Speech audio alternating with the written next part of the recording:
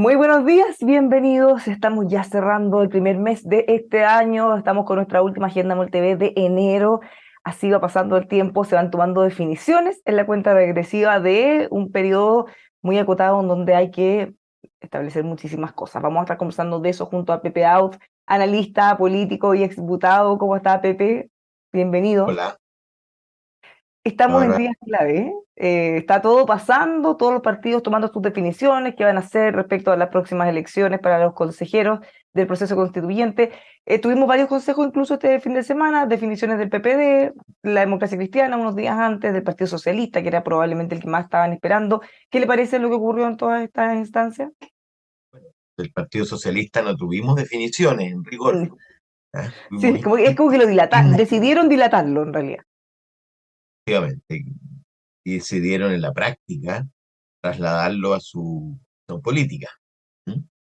La decisión verdadera, porque la decisión verdadera a la que estaba sometido el Partido Socialista era si permanecía en una alianza, o más bien optaba por una alianza con Frente Amplio y Partido Comunista, o permanecía en la coalición que se ha dado en llamar socialismo democrático, eh, dando esta vez a la democracia cristiana. ¿Cómo van a tomar esa definición? Porque, claro, habían dos definiciones que tomar en el fondo. Una, si iban en una o dos listas, pero era evidente que iban a tratar de hacer el esfuerzo por tratar de permanecer en una. Pero la gran pregunta es, si es que eso no se logra como pareciera que va a ocurrir, bueno, ¿dónde van a estar ellos? ¿Con socialismo Lo que, democrático o con apruebo de dignidad? ¿De qué va a depender para que tomen esa lo decisión? que pasa es que la decisión en rigor no era entre una y dos listas, porque Sí, eso creo ah, que ya está definido con el PPD en había, realidad. porque para que haya una sola lista del oficialismo, tienen que concurrir obviamente todos los partidos oficialistas a esa lista. Y ya el PPD con un 94%, además la lista única a la que se hace alusión incorpora a la democracia cristiana que nunca ha estado disponible para concurrir en una lista con el Partido Comunista y el Frente Amplio. En consecuencia, es solo una cuestión propagandística y yo creo una estrategia de presión para, para convertir la lista de la centroizquierda en una lista de la división. ¿Ah?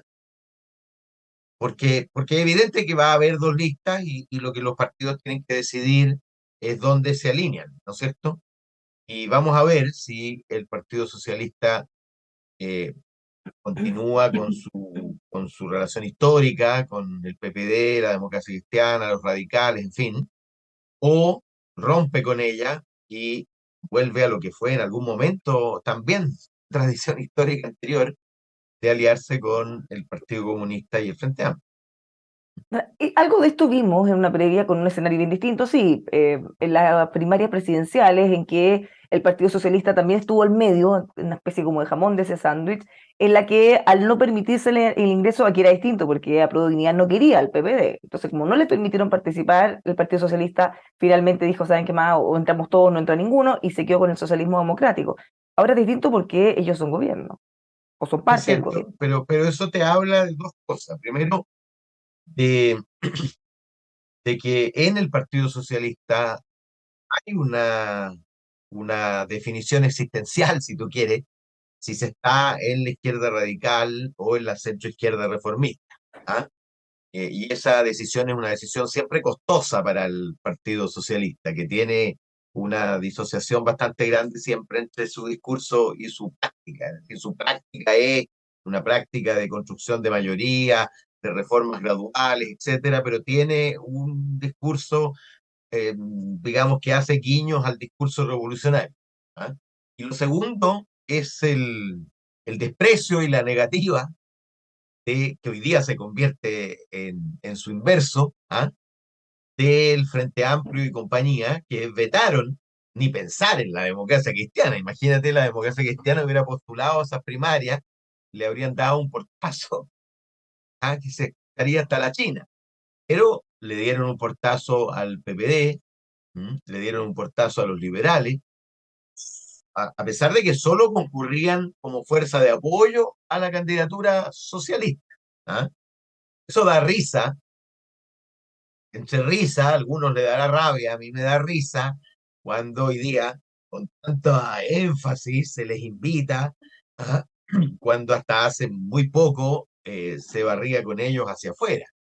Como la, la peregrinación de Bachelet, Es después de que eso te iba a tantos años mencionar también, porque de nos ha haber, llamado de mucho la haber, atención, sí, porque no solo han ido a buscar su apoyo, sino que además se declararon herederos de ese tronco histórico, cosa bueno, después que de para los haber, más cercanos a la presidenta sí, Bachelet, gente que trabajó con ella, algunos es casi insultante incluso. después de haber denostado de manera tan fuerte sus dos gobiernos, después de haber votado contra su reforma previsional, después de haber boicoteado el TPP, que fue la principal obra en materia internacional de Bachelet, en fin, la verdad es que es bien, bueno, es bien gratificante por un lado también, ¿ah? Porque significa, lo que pasa es que no es gratificante porque lo hacen sin reconocimiento, ¿ah? Sin reconocer, simplemente como una voltereta sin explicación. La O sea, es verdad, como que nunca hubieran sido tan críticos en el fondo, exactamente, y la porque verdad es que yo creo que eso le ha faltado, entre paréntesis, a Prueba de Dignidad. ¿Ah? El presidente lo hace habitualmente cuando cambia de posición, pero a Prueba de Dignidad, sin ningún pudor, pasa de un extremo al inverso, ¿ah? Y argumentando con la misma pasión. Yo escuchaba a la vicepresidenta de la Cámara, Catalina Pérez, hablar de la perversión de la institución, acusación constitucional, con un desparpajo. Y claro, hay que tener, se olvida que hay que tener la misma conducta, porque se es la misma persona, la misma fuerza política cuando se está en el gobierno que cuando se está en la oposición. En relación con las instituciones, en relación con las grandes cosas, uno debe permanecer en una constante de valoración y respeto a las instituciones y no faltarle respeto cuando estás en la oposición y luego exigir respeto cuando estás en el gobierno, ¿no? para, más aún si esto fue en el gobierno anterior, no hace un par de décadas o algo que uno puede decir, bueno, claramente los tiempos han cambiado, todos tenemos derecho a cambiar de opinión, pero en un año, dos Un años. año es muy poco, sí. Es muy poco para cambiar sin dar explicación.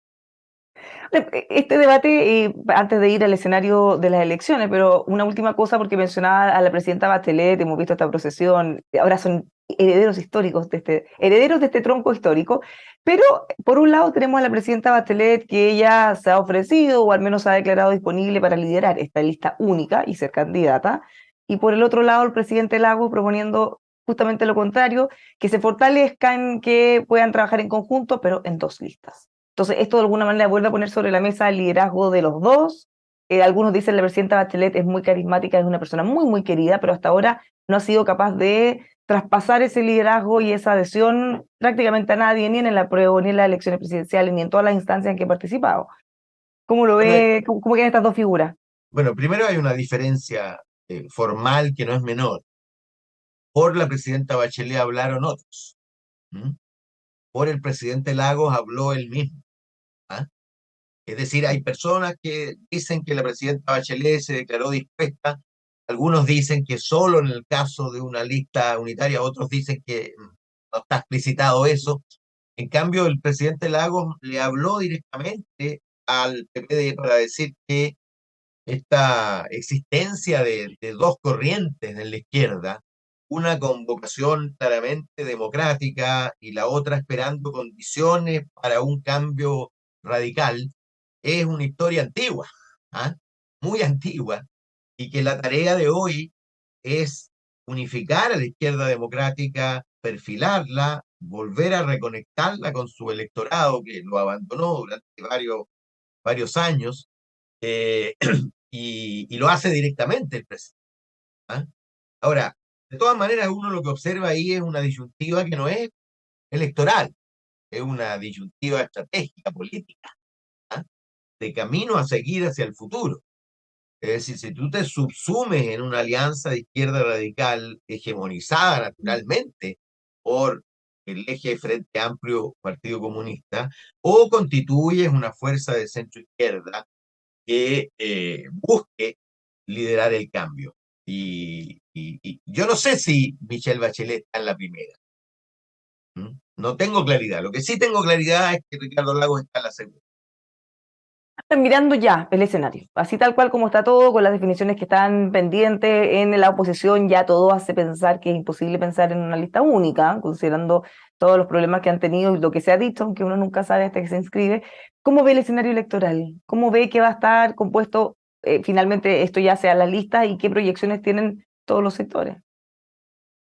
Mira, lo único que uno puede decir a estas alturas es que nadie va a conseguir los 3/5 que se necesitarían para hacer la constitución sola, Ya, o sin sea, como primera necesidad cosa, nos vamos a tener casi un escenario del anterior exactamente. con un grupo que Nadie va a prácticamente poder alcanzaba para constituir. imponerle, nadie va a poder imponerle a los otros su propio diseño constitucional. Y ese es un elemento muy positivo. Puede que gane uno por dos, tres, cuatro, cinco, o el otro. ¿Ah? Eh, lo segundo es que creo yo que esta elección no va a ser una elección binominal, aun cuando algunos lo quisieran. ¿Ah? A mí me choca un poco que las fuerzas, justamente las fuerzas que pudieron existir gracias al término del binominal, quieran volver a estructurar la competencia electoral como si fuera una competencia de dos bloques binominales, ¿ah? Que cuando en verdad la sociedad ya no es binominal. Hay una izquierda radical que tiene su electorado, hay una centro izquierda reformista que tiene el suyo, hay una centro derecha con vocación democrática y hay una derecha claramente nacionalista que está estructurada. Y esas cuatro van a existir en la elección y van a conseguir sus propios electores. Y yo creo que esa es la cuestión principal. ¿Ah? Cuánto obtenga cada uno, faltan dos datos extremadamente relevantes. Primero, cómo se estructuran las listas, y en el caso del área de izquierda, centroizquierda, falta saber dónde se pone el PS, ¿m? Obviamente, y es un dato importante. Falta saber si lo que se ha hablado de la eventual alianza entre el PDG y republicanos prospera. En algún momento parecía segura, hoy día parece improbable. Eh, y luego falta el dato principal, cuáles son los elencos que encarnan cada una de esas listas, porque, Bárbara, esta elección, a diferencia de la de la convención, elige un número mucho más pequeño, 50, y por lo tanto, y además, como hubo una experiencia de anónimos, gente votó por listas en la práctica, y ingresaron las primeras de cada lista a la convención. Y la experiencia fue, yo diría, hasta traumática. La gente va a tender a votar por trayectorias y personas en las que confía y conoce. Y por lo tanto, va a ser muy distinto si en un determinado lugar la lista republicana tiene una persona de prestigio y trayectoria reconocida o no lo tiene. Lo mismo en el caso del Frente Amplio y los demás. Ahora, aquí recordamos también que se va a utilizar el sistema del Senado, son territorios mucho más grandes y como bien dice usted, van a ser solo 50 los que se van a elegir, además de los escaños de pueblo originario, dependiendo cuánto voten por ellos en su lista.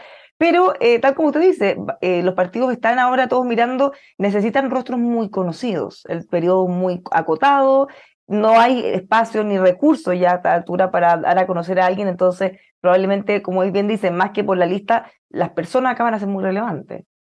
Muy, muy El- relevante. Ahora, siempre, mira, cuando tú le preguntas a las personas en las encuestas, siempre dirán y votan por la persona. Pero la verdad es que las más de las veces votan por la persona mejor de de- su identificación.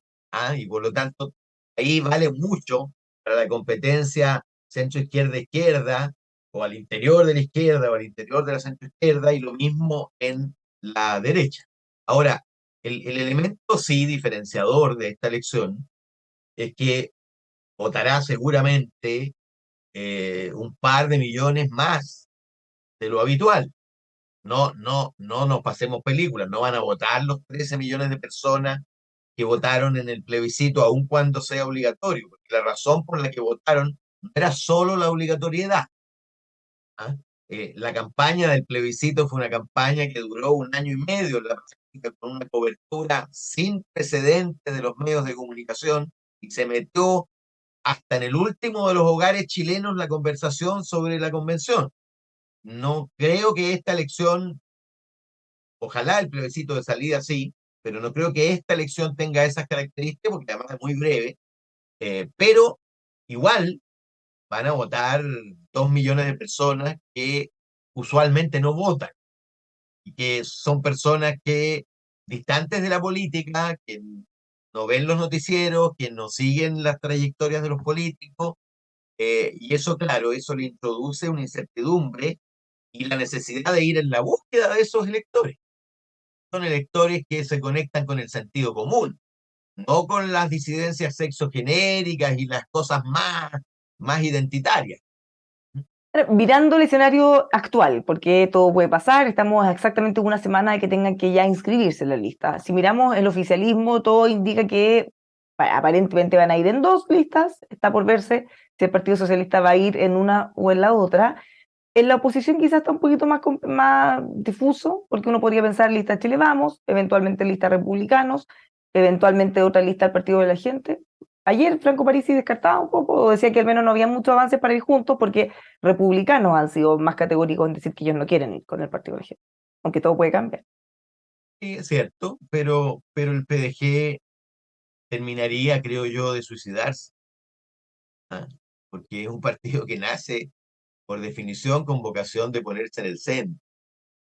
Mira, es la sabia decisión que tomaron demócratas y amarillos. Es distinto cuando tú te alías con otra fuerza política desde tu identidad constituida que cuando haces alianza antes siquiera de nacer. Si amarillos y demócratas hubieran hecho alianza con Chile Vamos en este periodo, su vocación de centro habría estado bloqueada e inutilizada. Y yo creo que tomaron una sabia decisión. Si no pudieron ellos constituir un arco de centro, obviamente tenían que pasar de esta elección esperando la siguiente a que estén constituidos, porque si no habría sido un muy mal comienzo, creo yo. O sea, en este caso yo les convendría, una vez que tengamos todos los candidatos, obviamente para tener alguna relevancia, mirar cada persona, cada perfil y eventualmente apoyar distintas candidaturas dependiendo de la persona. Por ejemplo, señalar transversalmente un listado de las personas que consideran razonables, más orientadas al centro, porque fíjate que la decisión del PPD, el ADC, por supuesto, la decisión de Chile Vamos, de algunos de Chile Vamos, de no pactar con republicanos, en fin, tiene que ver con que nunca antes la demanda de centro había sido tan extensa. En la encuesta del Centro de Estudios Públicos, 31% de las personas se sitúa en el centro, más que la suma de quienes se sitúan en la izquierda y en la derecha. Y sin embargo, la oferta de centro es muy escuálida, es muy emergente, es muy dispersa. Y por lo tanto, mal habría hecho la centro derecha de atrincherarse junto con la derecha republicana, porque habría abandonado ese espacio de centro. ¿Cómo iba a ser un mensaje de por una buena nueva constitución si tenía en su interior gente que no quería nueva constitución? Y al revés, y al revés. El PPD, yo no sé lo que hará el PS, pero me imagino que tampoco querrá abandonar ese espacio que es mucho más ancho y más extenso que el espacio que hay para competir con el Partido Comunista y el Frente Amplio. También hay que mirar la situación actual, la aprobación del gobierno es muy baja y de hecho si uno mira quienes mejor están evaluados son el gabinete, incluso que el presidente, y el gabinete no todos, sino que los que vienen desde el socialismo democrático. Entonces si uno lo mirara desde ese punto de vista, claro, para algunos quizá podría ser un suicidio o hundirse en el barco del gobierno, mientras que podrían quizá aprovechar esa diversidad para mostrarse como algo que está ahí, pero que es distinto. Está bien, eso es mirado desde los partidos. Mm. Y me sorprende mucho que mirado desde el gobierno no vean que constituye una especie de harakiri, de suicidio, es forzar la estructuración de una lista de gobierno. Es que quizá Porque, para ellos no quieren verse, imagínense, el socialismo democrático le da mucho mejor que a Pro Dignidad, siendo que ellos son los líderes está del bien, pero, gobierno. pero ese es un Deben problema, pensar en eso, quizás. pero eso es un problema de apruebo de dignidad, no puede ser el problema del gobierno. El problema del gobierno tiene que ser conseguir la mayor adhesión posible estructurar potencialmente mi base más amplia de apoyo y no el resultado del Frente Amplio. ¿Ah? Y Claro. yo creo que el problema está haciendo ese. ¿Ah? O Porque sea, se está claro, mezclando oficialismo, gobierno con parte o una de las dos probablemente coaliciones. no quieran que haya una lista del socialismo democrático y otra de apruebo de dignidad para que no se visibilice lo que están diciendo las encuestas, lo que está diciendo la gente en la valoración de los ministros, lo que está diciendo la gente respecto de lo que quiere para adelante, en fin. Pero visto desde el interés del gobierno y no de su coalición de origen, es evidente que le sirve un panorama que evita convertir la elección en un plebiscito a su gestión. Y es como tropezar dos veces con la misma piedra, porque ayudaron a convertir el plebiscito anterior en un plebiscito a la gestión presidencial.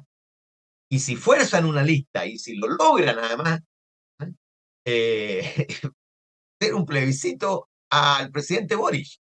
No será la lista del indulto, esos son cuñas nomás, pero será la lista del presidente, sin duda. Y la lista del presidente tenderá a obtener el apoyo que tiene el presidente. Una disyuntiva bien relevante que van a tener que ir dilucidando en estos días porque al gobierno le queda mucho tiempo. Y además también hay muchas presiones internas por el cambio de gabinete. Hubo unas declaraciones que generaron harto ruido del presidente de Revolución Democrática porque él decía, bueno, si quieren, algo así como que condicionaba, si quieren más participación en el gobierno, bueno, entonces tienen que estar en la lista única. Casi como si los cargos dependieran de eso. Cosa que, por supuesto, fue criticada desde el Partido Socialista con mucha fuerza y otros más. ¿Sabes qué, Bárbara? Te insisto, eh, piensan binominalmente. Las alianzas de gobierno, cuando hay sistemas proporcionales, se constituyen después de las elecciones, después de que cada uno ha medido su respectiva fuerza detrás de sus ideas, detrás de su perfil, detrás de su liderazgo, detrás de su identidad. Eh, Esto es el binominalismo, además el binominalismo forzado cuando la sociedad ya no es binominal. Porque el binominal tuvo sentido porque en algún momento, después de dictadura, la sociedad era una sociedad de dos bloques. Pero eso se fue diluyendo y el binominal ya dejó de, de, de retratar o de permitir la expresión de la sociedad entera. Oye, si el Frente Amplio es hija o hijo, el fin del binominal. Bueno, usted decía de las cosas que podemos proyectar hasta ahora, bueno, claramente nadie va Es a como tener, un bebé volviendo al útero materno. para volver a nacer, más bacheletista que nunca. Hasta la hija capaz que terminan en algún momento cercano. Bueno, Pero en el mirando, plebiscito estuvieron cerca de eso. mirando justamente esta proyección, usted dice, bueno, lo único claro, claro, es que no va a haber ningún grupo que tenga la mayoría para arrasar, ¿cierto? Pero tratando de adelantarse o hacer un doble clic, porque una cosa es que ni uno tenga la mayoría absoluta, pero ¿cómo quedan más o menos compuestas? ¿Qué es lo que ve usted, por O sea, ejemplo, para republicano, para o sea, partido de la gente? yo creo que si las listas tienen similar éxito en la conformación de sus elencos, Chile Vamos deberá ser la lista primera, la lista del socialismo democrático, particularmente si tiene al Partido Socialista dentro, la segunda, y en algunos lugares será la tercera, el Frente Amplio, PC, y en otros republicanos. Eh, Obviamente esto a nivel nacional, porque la lista del Frente Amplio PC probablemente dispute el primer lugar o segundo en la región metropolitana y en Valparaíso. Pero cuando uno analiza la elección, la verdad es que esta es la peor de las elecciones para la izquierda radical, porque piensa tú que tienen solo 5 senadores. ¿Ah? En cambio, eligieron 37 diputados, es decir, el 10% del Senado y el 25% más o menos de la Cámara. Y por lo tanto, de lo que habla, ¿y eso por qué ocurre? Porque eh, hay una desproporcionalidad. Eliges dos en Tarapacá, que tiene 150.000 electores, y eliges cinco en la región metropolitana, que tiene 4 millones de electores. ¿Ah? Entonces, obviamente, y esa izquierda radical es más fuerte en los grandes centros urbanos. que están subrepresentados y es más débil en el territorio nacional. ¿Para qué decir del centro al sur? Entonces, claro, uno puede ver un equilibrio y una ventaja en las zonas norte, ¿ah? En Atacama, por ejemplo, podría llegar a quedar fuera, Chile Vamos. Eh, Igual el tema de migración puede ahí generar un ruido. bueno, lo generó y lo sigue generando naturalmente. Si la lista es del gobierno, ¿ah? Naturalmente. Lo que pasa es que si la lista no es del gobierno, sino en función de las propuestas, la cosa cambia. Porque si tú haces una lista de gobierno, claro, el efecto, por ejemplo, migración en el norte, ¿ah? Es inevitable identificar a esa lista como, comillas, responsable del descontrol migratorio. Pero si tú tienes varias listas y hay una, por ejemplo, en Tarapacá, el Estado comunista está en contra del estado de excepción y de la participación de los militares en el control de fronteras, etcétera. Pero los diputados y diputadas del socialismo democrático, incluyendo, por supuesto, las socialistas de Tarapacá, son activas eh, peleadoras para que cambie la disposición del Estado en relación al control migratorio, ¿te fijas? Entonces depende mucho de eso. El impacto de la migración, de la inseguridad, en fin, va a tener mucho que ver con que si tú haces o no haces una lista que represente nuestras insuficiencias actuales para abordar esos problemas, o hagas listas que tengan discursos propios en relación a esos temas y sobre todo a los temas constitucionales.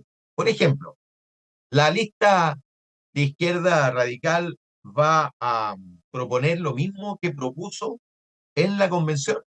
O sea, van a plantearse como una plurinacionalidad, por ejemplo, no sé, o No, pero alguna estoy cosa que... hablando del orden público. Va a plantear lo mismo que planteó, es decir, la eliminación del estado de excepción por grave alteración del orden público. Yo al Frente Amplio. ¿Ah? ¿Te fijas? Y claro, puede ser que lo haga, y eso puede ser que encuentre un electorado, pero un electorado distinto del electorado que votaba y eventualmente puede volver a votar por la centroizquierda.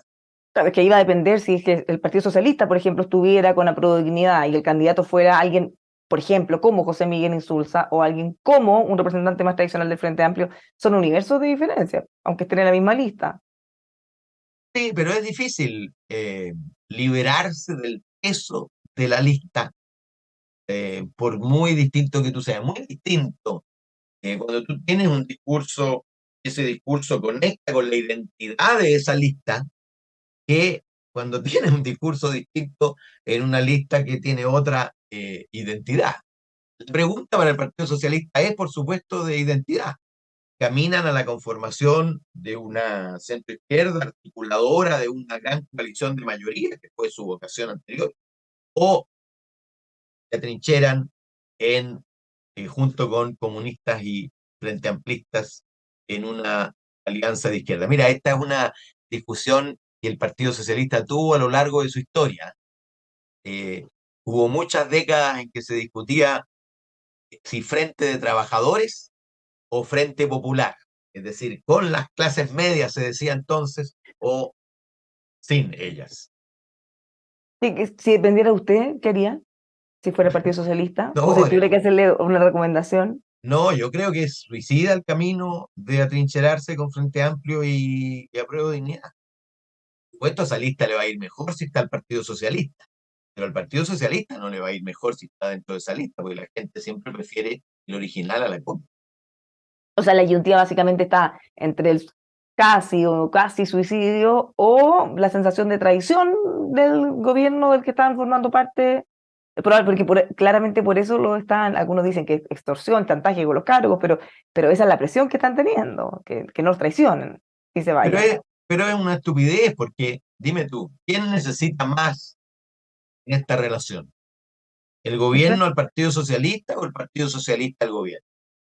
El gobierno del Partido Socialista de todas maneras. Evidentemente, evidentemente. Y además, al gobierno le sirve que el socialismo democrático se ensanche y recupere su electorado. Sí, es muy evidente. Solo la mezquindad de la competencia, ¿ah? Entre quién tiene mayores cantidades de electores, ¿ah? Para no decir una grosería, eh, explica esto, una especie de machismo político, ¿ah? De competencia de machitos. Pero lo lógico es que cada uno busque su electorado y ese electorado se lo aporte para ensanchar la base de sustentación del gobierno. Además que ya tenemos claro que independiente de este escenario, independiente de la lista, independiente de todo esto, el gobierno tiene que hacer un cambio de gabinete y lo que todos estamos esperando que va a entrar más socialismo democrático, pero no por las elecciones que vienen, sino más bien por lo que ya ha sido el desempeño de este gobierno en el año para atrás. O sea, Obvio, eso debería estar garantizado ya. quiera que cierre los ojos y diga, a ver, ¿cómo va a ser el gobierno el próximo año con más reformismo, con más socialistas democráticos o con menos? No hay dos respuestas, hay una sola. Eh, y claro, y eso tiene que ver también con las encuestas, tiene que ver con la demanda de la gente, tiene que ver con que eh, desde el principio, pero sobre todo después del 4 de septiembre quedó en evidencia la disociación entre el discurso y la identidad de quienes originalmente llegaron al gobierno y el sentido común popular. Fíjate que me llamaba la atención la encuesta este fin de semana, nunca antes el Ministerio de la Mujer había sido tan poco visible y tan poco valorado. Fíjate, a quien tú pusieras en el Ministerio de la Mujer se convertía rápidamente en una figura de sobre el 70% de conocimiento y sobre el 55-60% de valoración positiva. ¿Y por qué razón? Estuvo, muchísimas estuvieron, pero incluso en gobiernos poco valorados como el de Piñera, Carolina Schmidt, Isabel Pla, en fin, tenían valoraciones positivas. Y el Ministerio de la Mujer, primero, tiene niveles de conocimiento bajísimos y niveles de valoración también bajos. ¿Ah? ¿Y eso por qué?